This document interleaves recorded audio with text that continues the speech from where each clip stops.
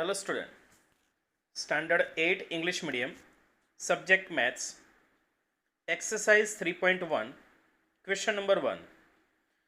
See the following figure and give the answer.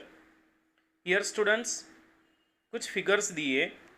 अब इससे पहले हमने इंट्रोडक्शन में देखा कि simple curve, simple closed curve, polygon, convex polygon और कॉन्केव पॉलीगॉन किसे बोलते हैं. तो स्टूडेंट्स यहाँ पर ये सारी 1 to 8 जो फिगर दी है उसमें से हमें आइडेंटिफाई करना है कि फर्स्ट जो हमें सिंपल कर्व है वो कौन से है. तो ये जो फिगर दी गई है उसमें फर्स्ट, सेकंड, थर्ड नंबर की, 6 नंबर और 7 नंबर, ये जो सारी फिगर है वो सिंपल कर्व है. उसके बाद सेकंड नंबर के पॉइंट में सिंपल क्लोज्ड कर्व, तो मीन्स सिंपल कर्व तो है ही लेकिन वो क्लोज कर्व है. तो यस, वो सभी साइड से सारी फिगर क्लोज्ड है. तो मीन्स ये जो भी फर्स्ट आंसर में है सिंपल कर्व में, वही सारी सिंपल क्लोज कर्व जो है उसके अंदर फिगर्स आएगी, जैसे कि हम यहाँ पर देख सकते हैं. अब नेक्स्ट थर्ड नंबर का जो पॉइंट है उसमें हमें पूछा गया है कि पॉलीगॉन्स कौन से है. सो स्टूडेंट्स, जो भी फिगर्स लाइन सेगमेंट से जुड़ी जाती है तो उसे पॉलीगॉन्स बोलते हैं, जैसे कि फर्स्ट, सेकंड और 4 नंबर की फिगर, उससे हम पॉलीगॉन्स बोलते हैं. Next, convex polygon. In convex polygon first number जिसके डायगोनल जो है वो इंटीरियर होते हैं उसे कॉन्वेक्स पॉलीगॉन बोलते हैं. जैसे कि यहाँ पर ए जो है उसका डायगोनल बनता है, मीन्स ऑपोजिट एंगल को जॉइंट करते हैं, तो वो जो लाइन सेगमेंट होती है तो उससे क्या बोलते हैं, डायगोनल्स. Next, concave polygon. तो यहाँ पर ये जो पॉलीगॉन्स है इसमें उसके जो डायगोनल्स है वो एक्सटीरियर होते हैं, जैसे कि यहाँ पर ये जो डायगोनल्स है उसके ये दोनों पॉइंट को हम जोड़ते हैं तो वो उसके एक्सटीरियर होते हैं, जैसे कि ए वाली फिगर, तो यहाँ पर भी इसके जुड़ते हैं यहाँ पर. तो मीन्स इस तरीके से ए बी सी डी ई उसके आंसर्स हमें लिखने के. नेक्स्ट, क्वेश्चन नंबर 2, जिसमें how many diagonal does each of the following have. First, convex quadrilateral.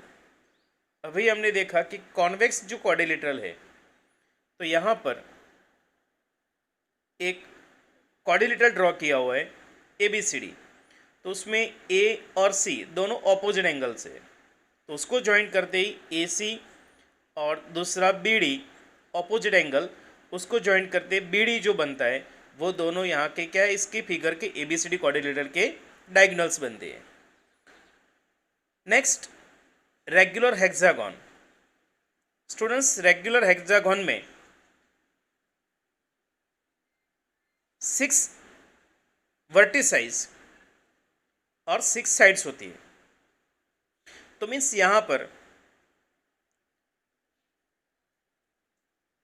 उसके जो डायगोनल्स है वो हम ज्वाइंट करें तो उसमें ए से ज्वाइंट करें तो ए सी मीन्स उसका जो एडजेसेंट एंगल्स है उसको छोड़ के उसका जो साइड वाला एंगल्स है उसे ज्वाइंट करना है, ए सी, बी डी,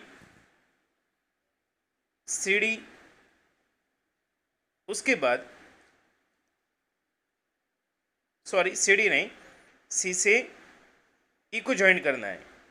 उसके बाद तो मीन्स ऐसे ही यहाँ पर उसके जो डायगोनल्स है वो हम ड्रॉ कर सकते हैं.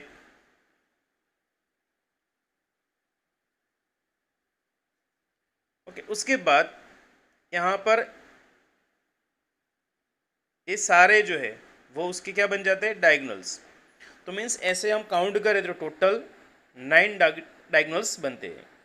उसके बाद third number, a triangle has no diagonals. Triangle के अंदर एक भी डायगोनल्स नहीं होता है। Next question number 3, what is the sum of the measure of the angles of convex quadrilateral? Will this property hold if the quadrilateral is not convex? तो means यहाँ पर एक क्वाड्रिलेटरल ड्रॉ करके दिया है, कॉन्वेक्स क्वाड्रिलेटरल ABCD, जिसमें हमें ये चेक करना है कि उसके जो इंटीरियर एंगल्स है तो उसका एडिशन कितना होता है। फर्स्ट एक क्वाड्रिलेटरल ABCD जो है वो हमें ड्रॉ कर देना है। उसके बाद एक डायगोनल बना देना है, मीन्स AC डायगोनल बनाने से वो जो क्वाड्रिलेटरल है वो दो एंगल्स के अंदर डिवाइड हो जाता है, दो ट्राइंगल के अंदर डिवाइड हो जाता है। एक ट्राइंगल जो है वो ABC और दूसरा इस side ADC। Now here we know that in each of triangles sum of 3 angles become 180। तो मीन्स यहाँ पर फर्स्ट चारों एंगल का एडिशन लिख दिया, angle A plus angle B plus angle C plus angle D। Now angle A, that means angle 1 plus 6. Afterward angle B, that means 5 plus 5, and C, that means 4 plus 3, and D means 2. Afterward angle 1 plus 2 plus 3 is 180, and angle 4 plus 5 plus 6, it's also a 180. Means दोनों triangle के sum of angles 180 होते हैं। Now total its become 360। Hence we prove that the sum of the measure of triangle of convex quadrilateral is 360। Now second question is there, will this property hold if the quadrilateral is not convex? So yes, if quadrilateral is not convex, then this property will also be applied. Now next question number